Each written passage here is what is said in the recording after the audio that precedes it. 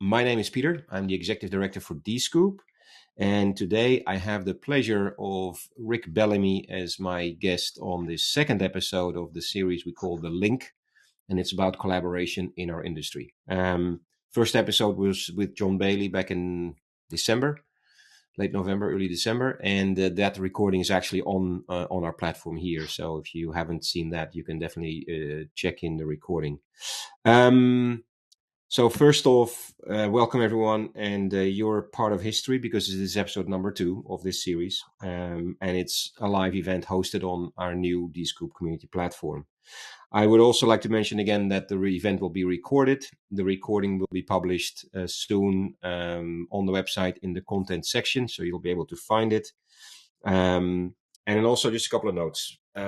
Please stay muted during the conversation. There's going to be a Q&A after about 30 minutes. So more than happy to take your questions. And also, if you have a question, you can raise your virtual hand. That's at the bottom of the screen. There's this little white hand symbol that you can click that will raise your hand, and I will see who that is. You can also use the emojis next to it. So if Rick says something that you would like to laugh about, or that he makes you laugh, feel free to use that. If there's something that you agree with, you can use the thumb. There's also the 3 dots next to it. You can choose whatever emoji you feel like sharing. But we'd like to, know throughout the course how we're doing.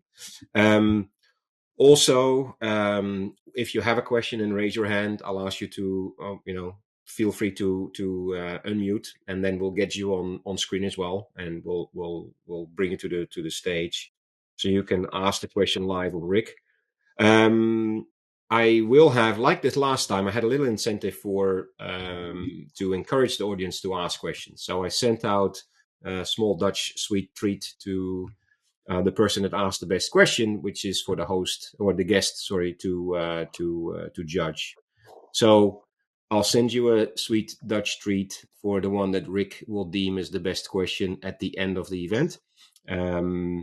And then lastly, I want to point out that if you look on the right of your screen, you'll see all the avatars of the other attendees. You'll see the 3 dots. You can view their profile on the Dscoop platform, and you can connect with each other and chat. And then lastly, a cool feature just for you, right? Because you are here. Anyone that doesn't come to the live event doesn't have the benefit. The live chat, the chat during the event, is persistent, meaning when you look at the messages section on the Dscoop platform, you will be able to find all this chat with all the people that are here, and you can continue the dialogue after the event has happened. So with that said, now let's start with the real attraction of the day, and that is, please welcome Mr. Rick Bellamy. Rick, before we go into the introductions, we chatted briefly before. You are in Seattle and Bend today, right? In Bend, Oregon? I am in Central Oregon. Correct, and Here that is almost on the West Coast. Yeah, pretty much. Yes, East side of the Cascades. And you're shoveling snow, I think. So winter is there. Yes, it is. Yeah. Exactly. Hey, Rick, brief introduction for those that don't know you. Where are you from, and how did you get into the print industry? Oh boy, that's a long story. Well, I grew up in Seattle, so Pacific Northwesterner for a very long time. And how did I get into the print industry? I guess like most people in the print industry that didn't grow up in it found me more than I found it. So I was trained as an artist and intended to be a photographer, and was actually for quite a while. At a studio, we did everything from the Seattle Sounders in the early days before there was MLS to Seagulls and the Seattle Opera and Seattle Symphony. I got a little tired of that and decided to take some time off and went to Europe. When I came back, I needed to make some money quickly, so I jumped into pre-press because I used those skills. And it happened to be right at the time when pre-press was becoming computerized, so it kept my interest for a very long time. Let's put it that way. So that's literally how I got into printing originally. Tried to leave it many times, but always ended up back here. It didn't work. It didn't work. But how do you go from creative and photography? You're quite technical, right? On the software side as well. Yep. Well, like I said, I jumped into pre-press right at the beginning of the desktop publishing revolution. So happened to be in Seattle. There was a company there named Aldus who created PageMaker, which was kind of the beginning of that. Yeah. So I was always attracted to computers. I had a old IBM 8088 and Mac GS at home. Used to do math problems. Yes, I've always been trained as an artist, but always been excited about science and math. So it came naturally to me. It wasn't more than probably a year or 2 years after that I found myself running the largest Macintosh network on the West Coast. And how did we do that? Well, we did it through collaboration with a lot of the brands, Nordstrom, REI in Seattle, who we were doing traditional work for. And we saw a real opportunity to streamline all the way from art creation through to the files that were creating the plates in those days, because it was no digital presses yet. Yeah. So that's how I became more technical as I got further and further into the Mac. I found that we had also major VAX systems from Crossfield, for example. So I worked with Crossfield to get those intertwined so that we could take the files directly from the major brands and get them into our pre-press systems. And as you all know, it wasn't long before we were doing it all on the Mac. So Very much that's how I pioneering, got right? my tech. Yeah, that's how I got my tech chops. Baptism of fire, or was there like experts around that could help you learning the systems? Both. Collaboration is one of my core values. So I always seek out people who are smarter and better than I am and surround myself with them. So part of it was what I wanted to achieve. I always like to achieve something bigger than I can do on my own. So I surround myself with people who are much better at it. And yes, they taught me a lot. Yeah, yeah. And then, so how did that sort of evolve further, right? So getting into all the technology and the pre-press and the system. I just pasted the link, by the way, if you forgot, the Aldus Corporation that started PageMaker, which obviously was then acquired. But how did that sort of go from that technical side into then operating a print business? Well, you never plan how your future works. So because of so I about because of my work in the Macintosh world, I was also still doing a lot of artwork. So I had a side multimedia company. We were doing some work with a little company called Interactive Home Systems, which was a shoot off of a little company called Microsoft in those days, cataloging digital art. Because of that, I got invited to a conference that was mixing artists and technologists from around the world. So I found myself sitting at tables with the who's who of pioneering internet technology, and I was on the internet already through a BBS. And I found myself at a table with a guy named Mark Andreessen, who the older people may know who that is. He had just come up with a little thing called a browser that gave you a graphic user interface. I had a friend that was running the first digital photo studio in the U.S., and I saw a chance to solve a problem. So we created a company, EPR, left my pre-press gig, and we soon were distributing images through what was the first SaaS-based content management system. We actually launched the first database-driven website on the internet. Was a pretty good success. Donnelly ended up buying that company eventually, which I was very happy about 3 weeks after it closed, because that was right in 2000 when the internet bubble crashed. So Um, so then I was back in the print industry and worked at Donnelly for 6 years. When I left there, I took a CTO role in interior retail services. We were doing all the interior retail for Nike, Adidas, Patagonia, a ton of brands up and down the West Coast. And probably about a year into that, the board called me. It was a PE-owned company and asked me to step up and take the CEO role and do a turnaround. I was the only one they had that had experience because of my own company, running companies. So I worked with a CFO and I learned how to turn around companies. And it was a terrible and a great time. The greatest learnings come from the crucible, and I had a huge mentor because of my openness to collaborate. I had a huge mentor as my CFO who taught me how to make that happen. So go to RPI, similar story.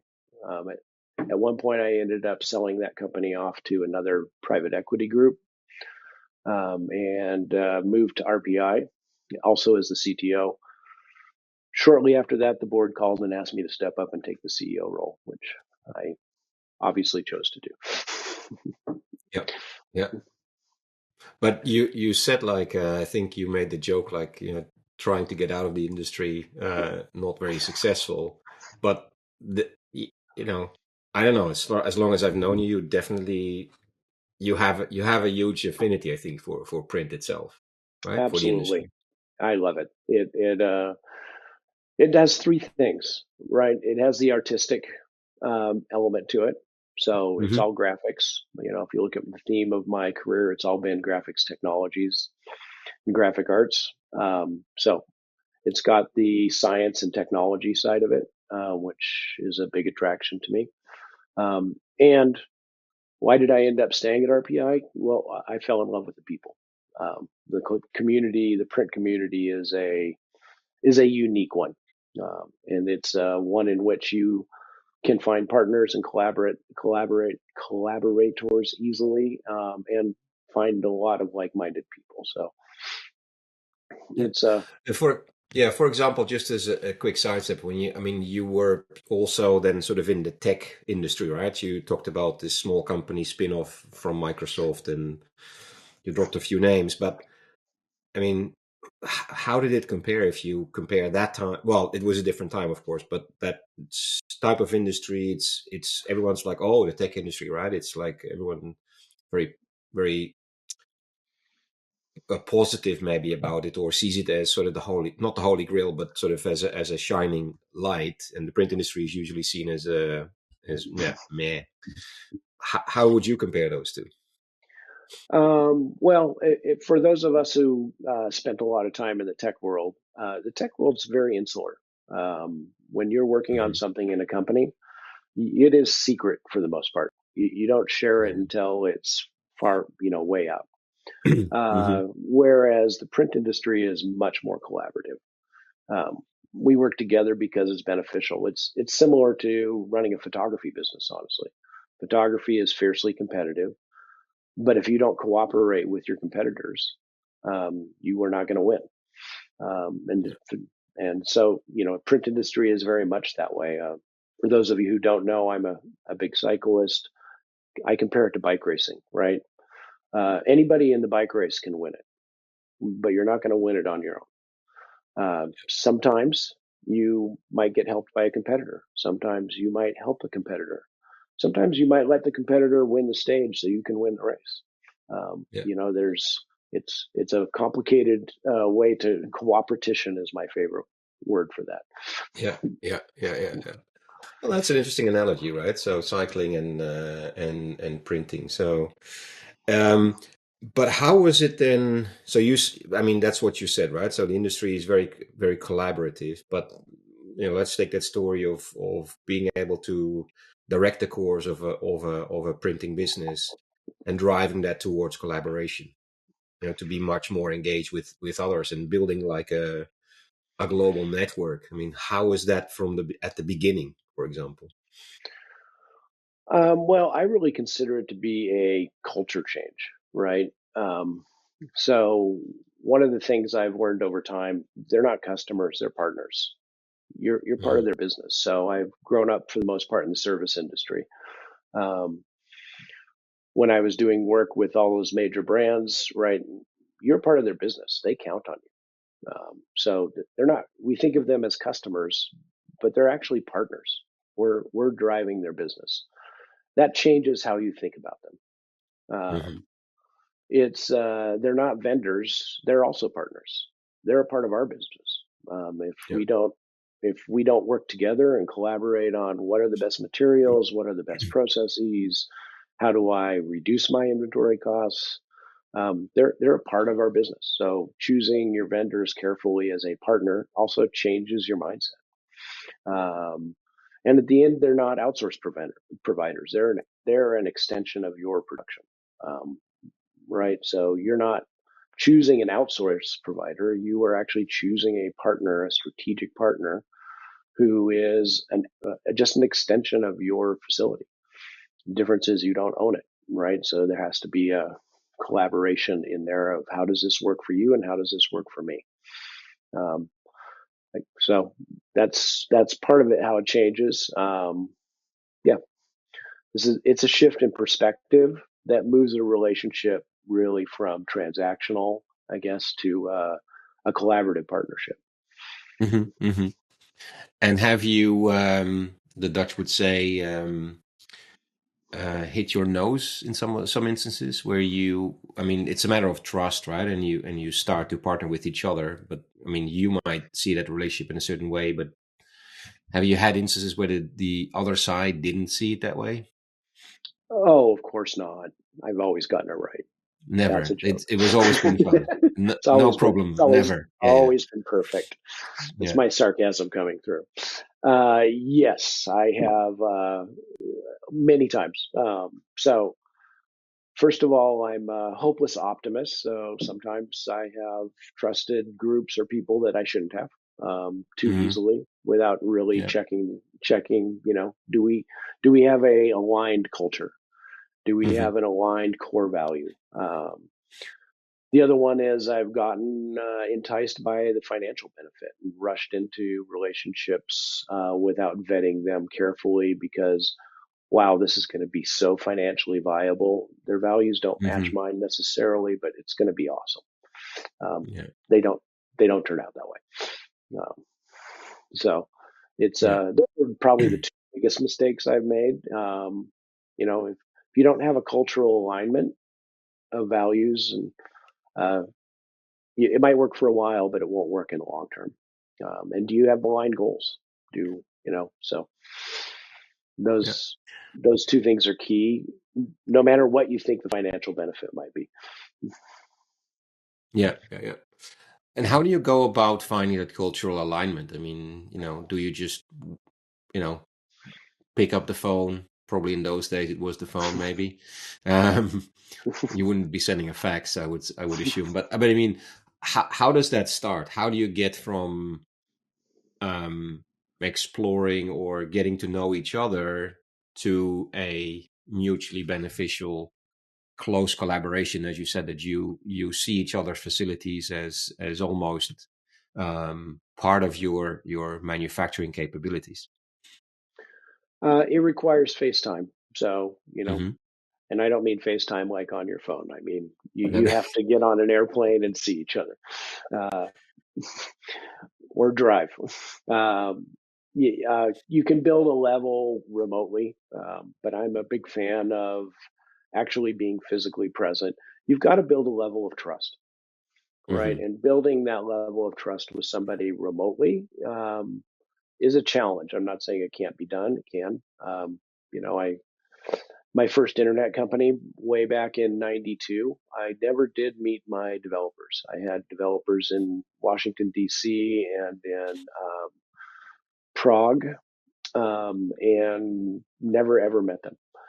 We worked together and trusted each other implicitly. So you can absolutely build those. But most of the time, if you're really creating a strategic partnership, you've got to build that level of trust. You've got to have some time together to understand, do our values really match each other, right? If you've got a value of collaboration and finding win-wins, and they've got a value of win at any cost, probably isn't going to be a good partnership over the long term. And sometimes you can only find those things out over time. I think John Bailey said it. You got to have a beer with them. So Yeah.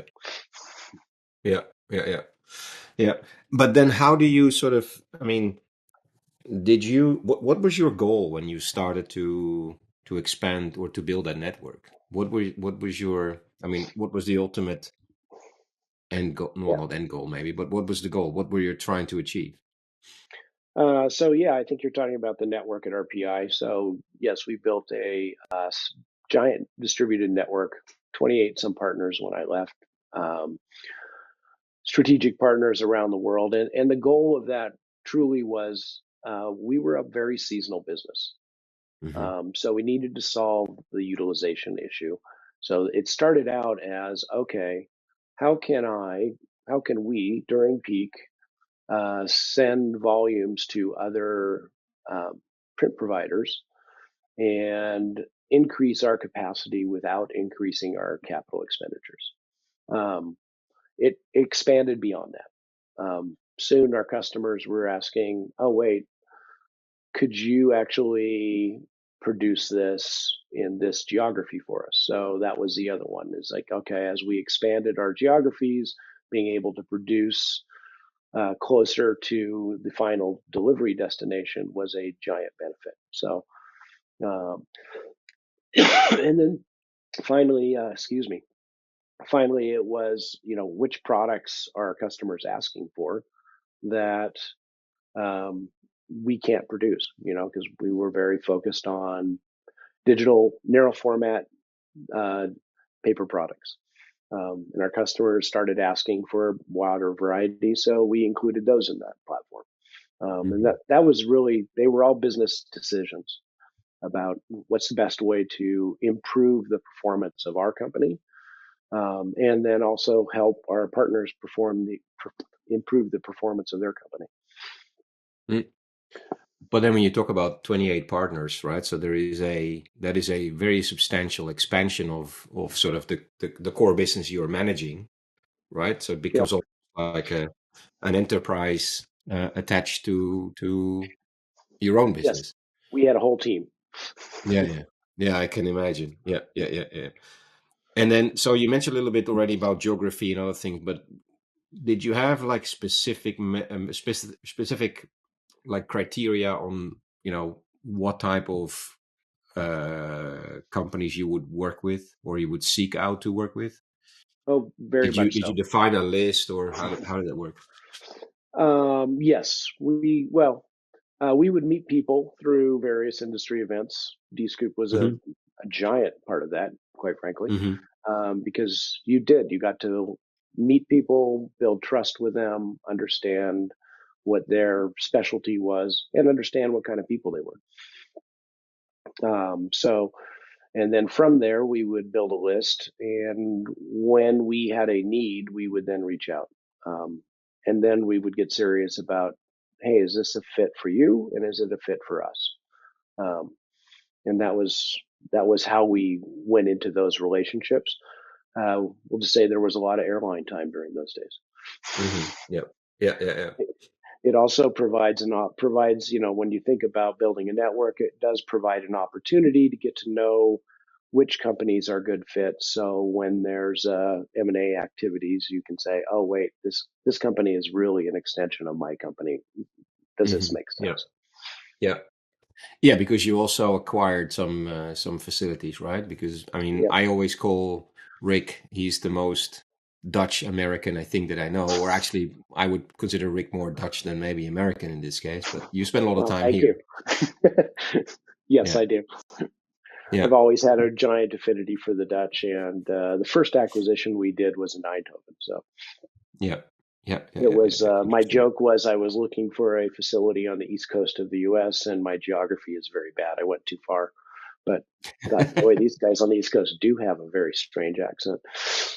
Yeah. The Well, it's easier cycling here than it is in where you are, of course, it right? it There's sure no is, hills. yeah. There is no hills. There's wind, but hey, and then I mean, what was in broad strokes roughly the impact? What would you consider that collaboration as an impact on the business, or for a business in general? It drove a lot of our growth. It did two things for us. One, it did improve our utilization, so we reduced Hmm. capex as a percentage of our revenue, and it accelerated our growth because we were able to broaden our services to our customers. So instead of saying no to our customer, we don't do that. We were able to say yes. Um, so that was So, the biggest impact. hmm. The other one was that like I said, it's a cultural shift. Um, Yeah, so did everybody in the organization understand or have the same vision? The answer is no. A lot of people are like, why are we outsourcing this work? We should be producing it internally. We should be buying more gear. Um, so it, it wasn't always seen as that way. It's becoming more and more popular today. yeah, yeah. And you talked about the that alignment, right, as well, and that cultural fit. How did you put something specific in place on managing that? Like, again, because you talked about West Coast, Netherlands, lots of things in between, that you partnered with, and even beyond. You talk about 28 facilities. How many countries was that? Do you know? Not off the top of my head, a lot. Not off the top, but a lot. Okay, so let's just say it's a lot of countries, a lot of locations, a lot of geographies, a lot of Yeah. cultures. Again, how did you keep that? You had a team to manage that group of 28, but Yeah. were there anything specifically you did on that cultural alignment and that connectivity between them?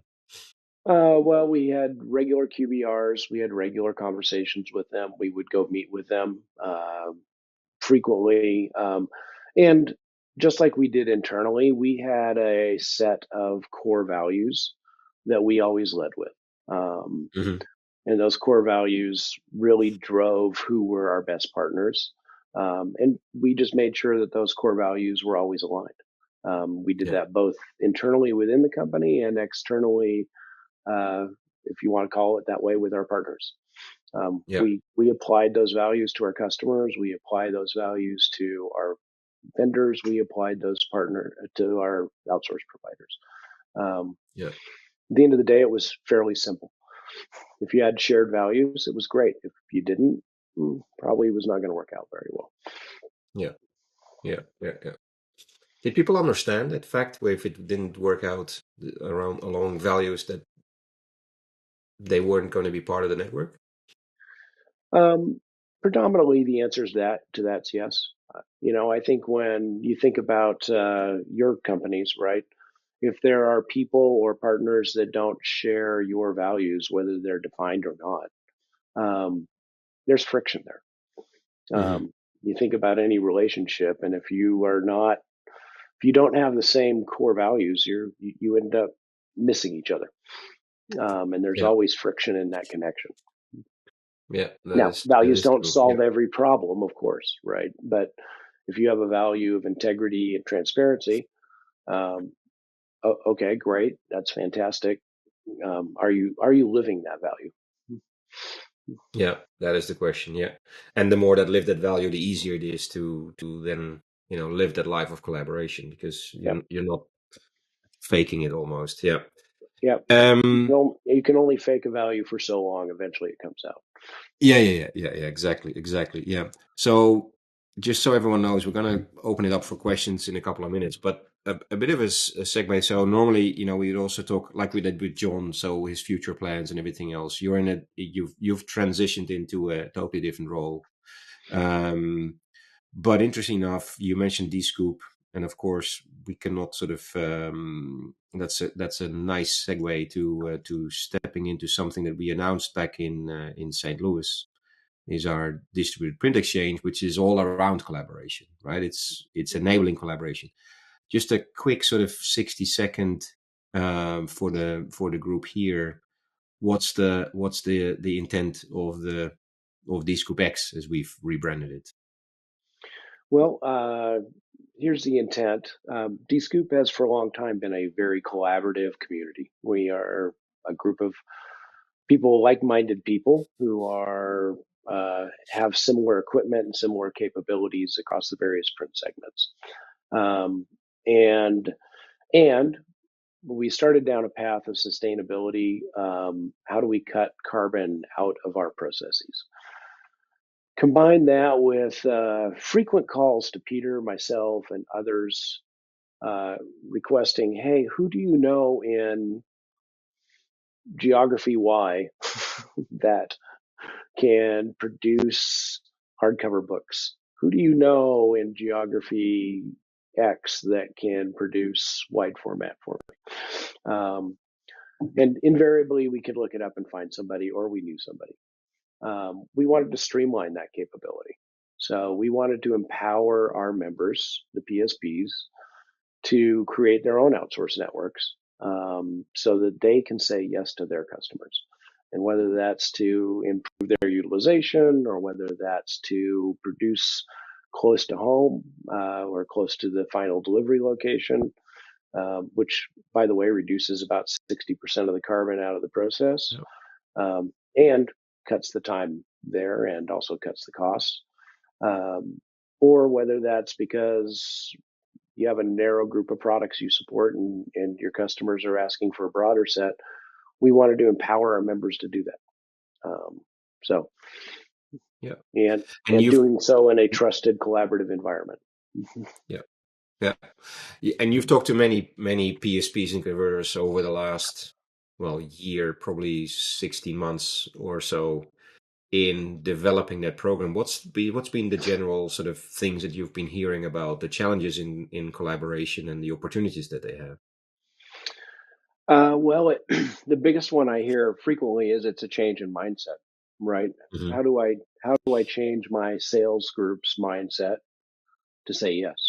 How about, gosh, I have a lot of volume today. If I outsource it, what happens if some of that volume goes away? And it's not a long-term, in other words, it can be a very long-term piece, but once again, if you're a partner, you share that information and you work through it, however that works. So it's, I think those are the two biggest I hear. Boy, this is a change in mindset. How do I get my salespeople to say yes instead of no, we don't do that? Mm-hmm. And like I said, there's a lot of groups too that the concept of taking a hit on your margin is it's a tough one to swallow at first until you realize the benefits of doing it. Yeah. But again, it's that mindset alignment and being able to say yes to your customers. Mm-hmm. That could potentially sway.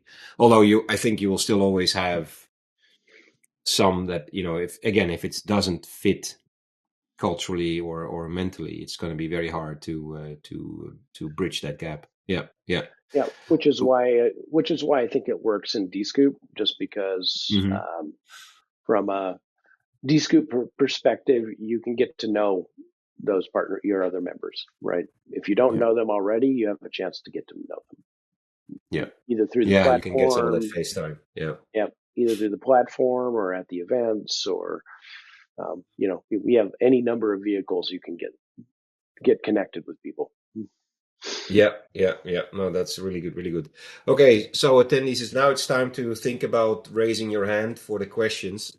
I pasted 2 links as Rick was telling some of his stories. I sent you 2 links to the Elders Corporation on Wikipedia and actually Mark Andreessen, in case you don't know of him. And I'm going to paste the 3rd link, which is also Wikipedia, just because I'm on there.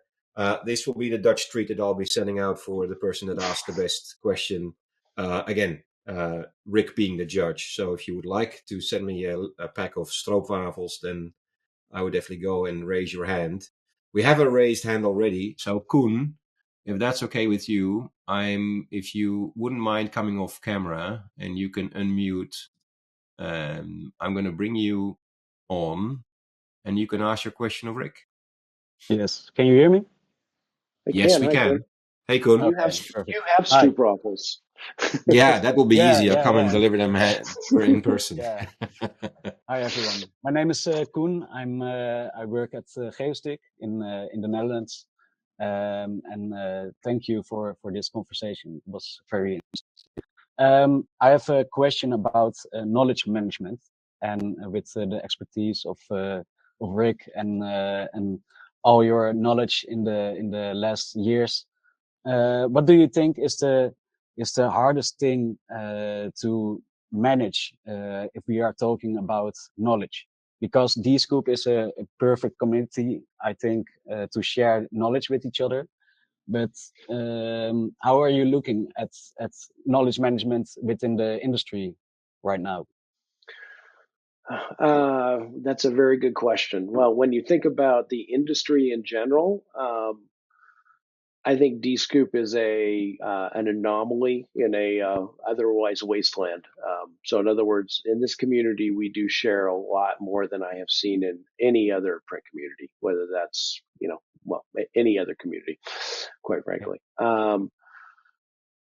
At the end of the day, though, part of it is how do you apply that?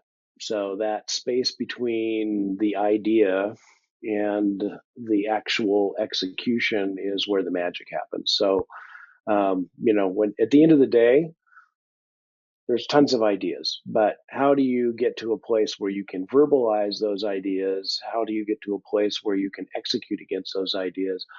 That almost always involves collaboration and to be successful at it. In other words, if I can't bounce that idea off of somebody else, it doesn't evolve, it doesn't grow. If I can't incorporate other people's points of view into the scenario planning for how does this idea become real, it will probably fail. So I like to think. What is your experience with it in your career within the industry? Because you joined Dscoop, and but before Dscoop, what was it like back then? It would vary immensely, right? So, like I mentioned, I went to a conference. It was Digital World, I think, in 1991. That was incredible sharing, right? At the early days of the internet, there were only a couple thousand of us on the internet. So you got to know everybody, and no matter where they were. That was extraordinarily collaborative. We never intended it to be a commercial enterprise. We were playing at it. That was incredibly collaborative. That went away about 1995, 96, sometime in the 95 to 99 time period. Dscoop has managed to maintain that in the print industry. So that's and by the way, that was a magical time on the internet. And I think this is a magical time in the print industry. We are in the middle of a transformation of the industry that, quite frankly, the people here on this call are at the forefront of. So we have a huge amount of opportunity, and I think you can maximize that best by that collaboration. That's how the internet got built until we all got closed down because it got purchased. Yeah. All right. Thank you. And it would be really nice if you are in the Netherlands again. It would be nice to have some FaceTime together to talk about it. I would love that, coffee and stroopwafel. I'm gonna ask the best question because I really want them. In the pub at Geostick. But Koen, interesting. I think for those of you that don't know, Koen works at Geostick with Kees Schouten, long-standing Dscoop board member of the global board. I remember one of my first events I attended when I joined the Dscoop team was an open house at Geostick. And I remember Kees being interviewed by someone from HP, and there were 70 or 80 competitors in the room. And I'm still amazed about the openness of it. It takes a lot of guts to do this, right? And the openness of case of talking about margins, fail, and just giving a lot of information out there. And from his perspective, the more that you share, the more you gain ultimately.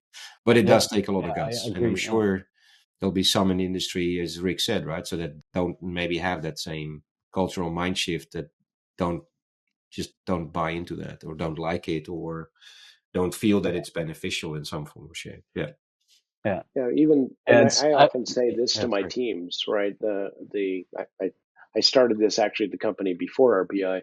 If people can walk through our facility and we can tell them what we do and they can go back and replicate it before we evolve and go to the next step, shame on us. Business is not a static, standstill activity. It is always dynamic, always changing. So by sharing, you end up learning something, and by learning something, you end up growing and evolving faster. Yeah. All right. Thank you. Sorry, Kuhn, I didn't mean to Thanks, cut you Kuhn. off. So we have another question. I'm asking Danielle to unmute, and then Danielle, I'll bring you to the stage if that's okay. Of course. There you go. All right.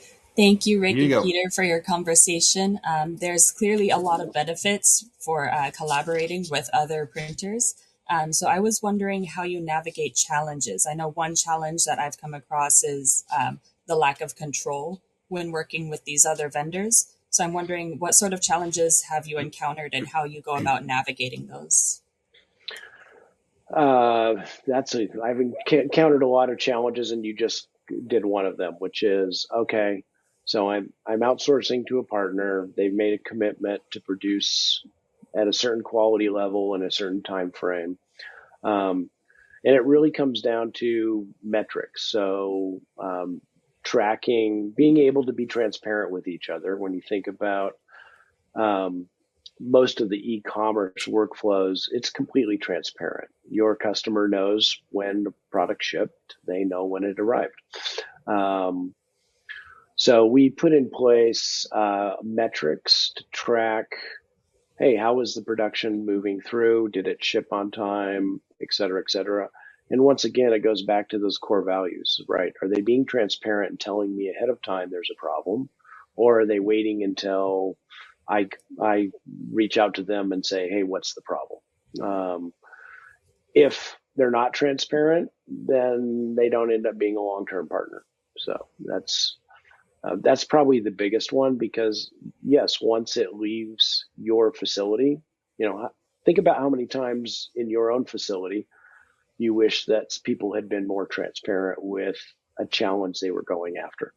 It exponentially increases when you're outsourcing that. So it's all about gathering data, making that data visible to the people who can make decisions in real time, and finding partners who you can be transparent with. That makes sense. It seems like it all comes back to just increased communication, which just really highlights the benefit of collaboration. So thank you so much. And it requires, it also requires technology. You think about why is this such a golden age of print? Why do we have so much opportunity in this industry? Well, we're transitioning into a period of automation. And that requires a lot of data, and it requires access to that data. And so that will help our industry work across boundaries in a much more automated fashion. That makes sense. Thank you.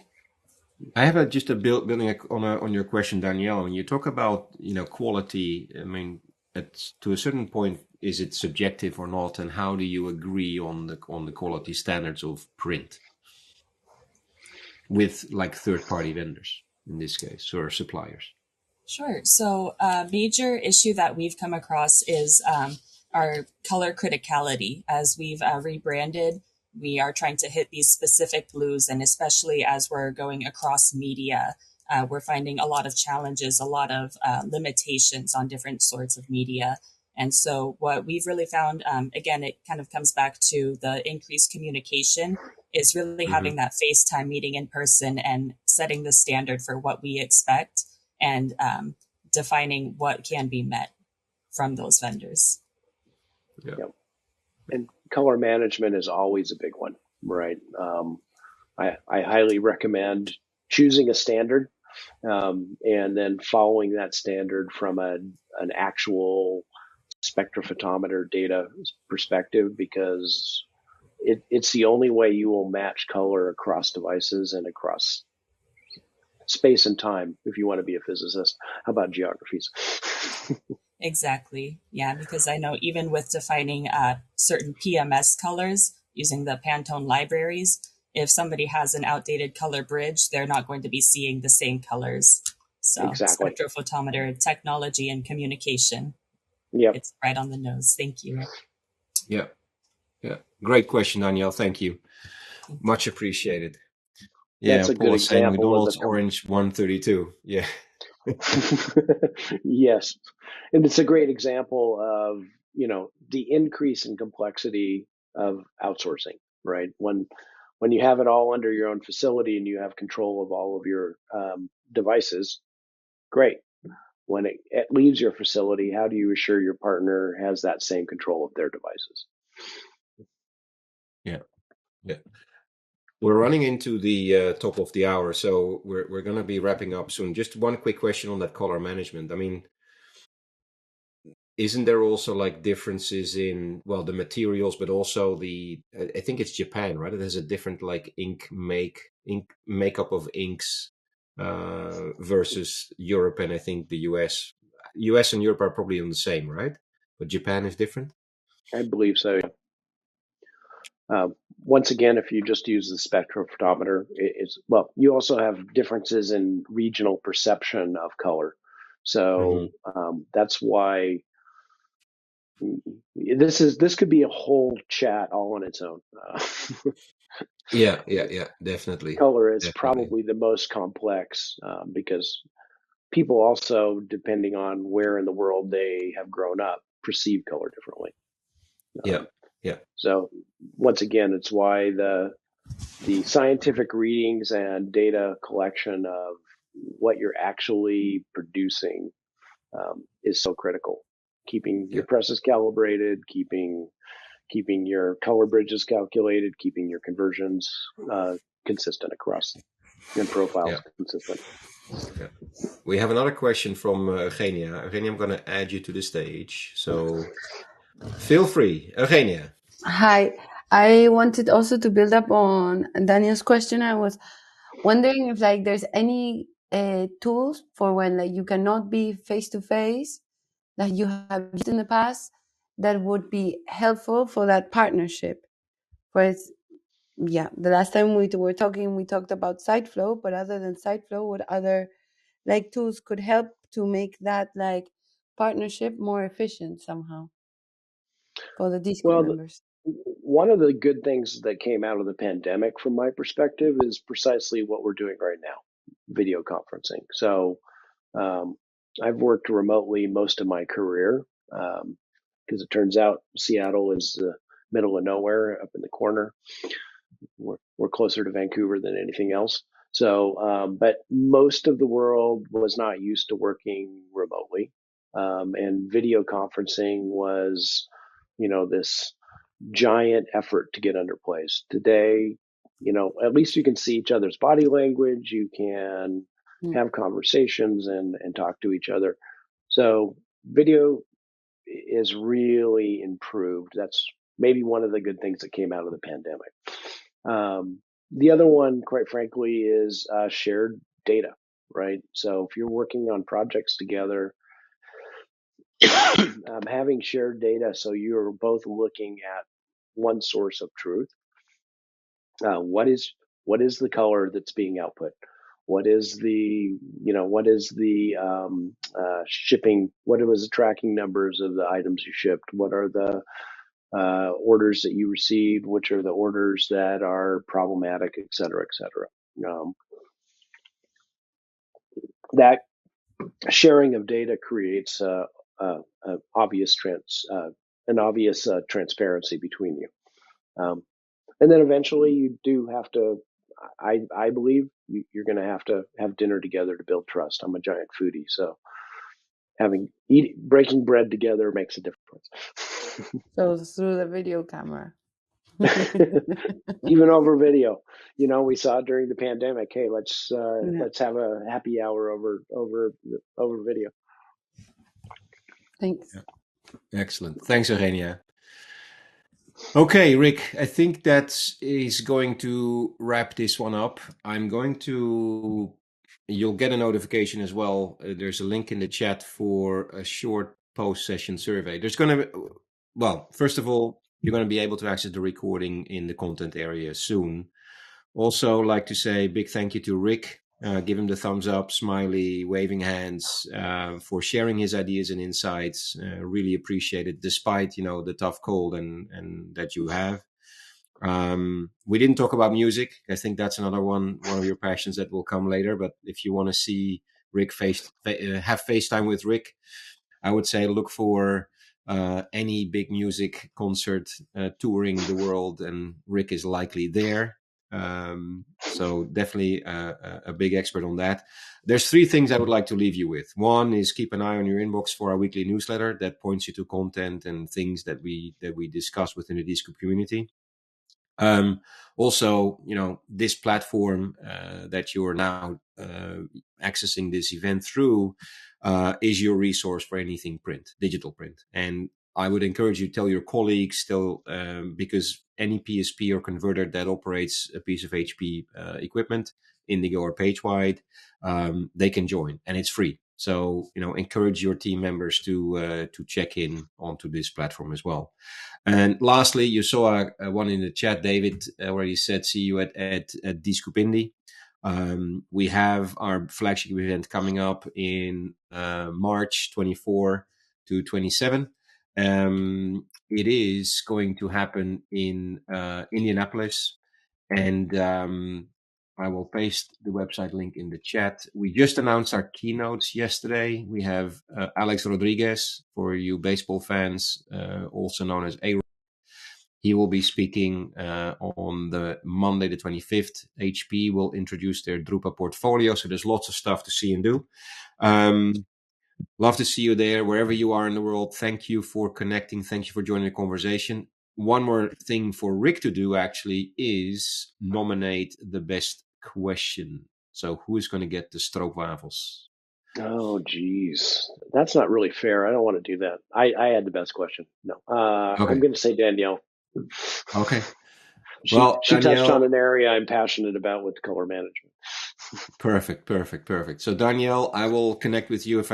I'll look up and see if I have your mailing address. If not, I will connect with you. But then I will pack up the stroopwafels, and they're on their way to you from the Netherlands. Everyone, thank you very much. Have a great rest of your day. See you next time. Stay tuned. Take a look at our events page. There's lots of stuff happening over the next weeks and months in the Dscoop community. With that, Rick, thumbs up. Thank you so much. Thank you all. And I really appreciate your time, and feel free to reach out either on the platform or I will see you at Dscoop Indy.